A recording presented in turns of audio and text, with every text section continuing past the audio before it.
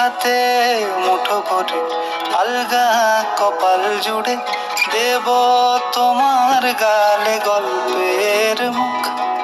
তুমি প্রচ্ছদে রং দেবে, শব্দে বরং দেবে, গল্পে ছড়িয়ে দেবে গন্ধের সুখ।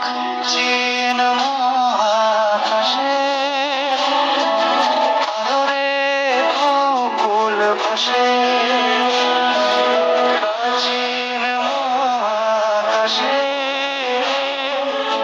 আদরে গোকুল ভাসে।